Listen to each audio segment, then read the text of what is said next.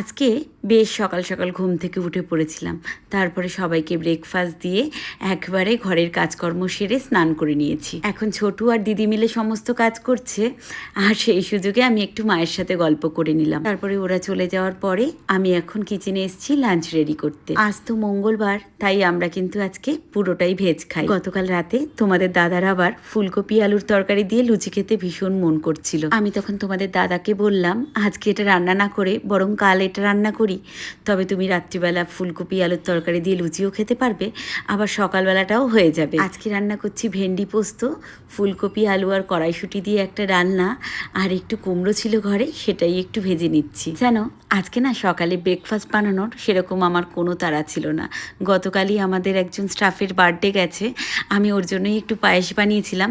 সেই পায়েস দিয়ে আমি আজকে সকালবেলা আমি আর ছেলে পায়েস মুড়ি খেলাম, আর তোমাদের দাদা খেলো আর দুষ্টু খেলো ভেজ বিরিয়ানি। ভেজ বিরিয়ানিটাও গতকাল রাত্রিবেলা তোমাদের দাদার একজন পরিচিত লোক এসে দিয়ে গেছে ট্রাই করার জন্য। গতকাল রাতেই যখন বিরিয়ানিটা দিল তখন আমি একটু খেয়েছিলাম। আমার প্রথমবার খেয়ে ভেজ বিরিয়ানিটা কিন্তু বেশ ভালোই লেগেছে, তাই আজকে সকালে আমি আর বিরিয়ানিটা খাইনি, আমার একটু পায়েস মুড়িই খেতে ইচ্ছে করছিল। অনেক দিন পরে ব্রেকফাস্ট একটু অন্যরকম হলে বেশ ভালোই লাগে কিন্তু, তাই না? আজকে যখন কিচেনে লাঞ্চ বানাতে আসলাম তখন কটা বাজে, ওই প্রায় 1টা মতো। আসলে দিদি সমস্ত কিছু রেডি করে দিয়ে গেছে তো কেটে কুটে, তাই রান্না করতে আর বেশি সময় লাগে না। কিচেনে এসে প্রথমেই আমি ভাতটা বসিয়ে দিয়েছি, আর একদিকে ভেন্ডি পোস্তটা করছি। জানো, গতকাল সারাটা দিন ধরে তো অনেক বৃষ্টি হয়েছে, তাই কালকে ভেবে রেখেছিলাম যদি আজকেও সারাদিন ওরকম বৃষ্টি হয় তাহলে আজকে নিরামিষ খিচুড়ি বানাতাম, আর সাথে গরম গরম বেগুন ভাজা। কিন্তু সকালে একটু বৃষ্টি হলেও তারপরে তো যেইকে সেই রোদ উঠে গেছে, আর আজকে কিন্তু বেশ গরমও আছে। তোমাদের সাথে গল্প করতে করতে ভাত, ভেন্ডি পোস্ত সমস্তই হয়ে গেছে। এখন কুমড়ো ভাজাটা করে তারপরে এই ফুলকপির ডালনাটা রেডি করে নিলেই আমার লাঞ্চ রেডি হয়ে যাবে। তোমাদের সাথে প্রত্যেক দিন এইটুকু টাইম যে আমি একটু মন খুলে গল্প করি, এটাই হচ্ছে আমার সারাদিনের অক্সিজেন। জানো, এই ডেইলি ব্লগিং করে আমার ইনকামের চেয়েও বড় যেই উপকারটা হচ্ছে সেটা হচ্ছে আমার মনটাকে আমি অনেক ভালো রাখতে পারছি। আর সেই কারণেই কিন্তু আমার জীবনে ছোট ছোট হাসি মজার মুহূর্তগুলো, আমার লাইফস্টাইল সমস্তটাই তোমাদের সাথে একটু একটু করে শেয়ার করি। আমার এই প্রত্যেক দিনের ছোট ছোট ভিডিওগুলো তোমাদের কেমন লাগছে দেখতে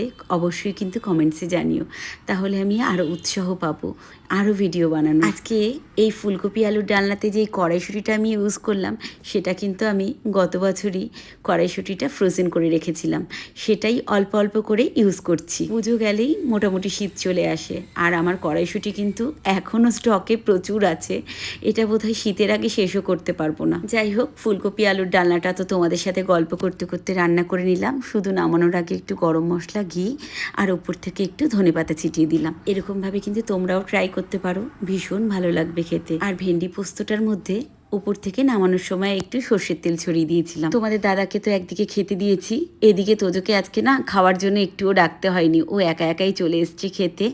ওদের খাওয়া হয়ে গেলে তারপরে আমি, দুষ্টু আর মা খেয়ে নেব। তবে তার আগে আমার একটা বড় কাজ রয়েছে, সেটা হচ্ছে কিচেনটা একটু পরিষ্কার করে নেব। সমস্ত কিছু পরিষ্কার করে খেতে বসলে দেখবে একটা আলাদা রকম শান্তি ফিল হয়, তাই না? দেখো, কিচেনও একদম ভালো করে পরিষ্কার করে নিয়েছি, এদিকে আমারও খাওয়া কমপ্লিট। আজকের গল্প তাহলে এই পর্যন্তই।